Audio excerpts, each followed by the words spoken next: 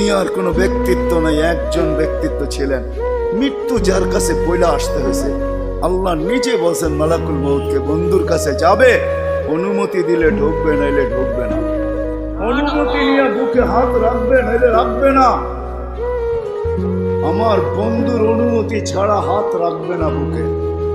একজনই দুনিয়াতে ব্যক্তিত্ব ছিল যার কাছে অনুমতি নিয়ে আসছে, কারো কাছে আজ পর্যন্ত অনুমতি নিয়ে আসে আর আসবেও না। সত্য এটাই।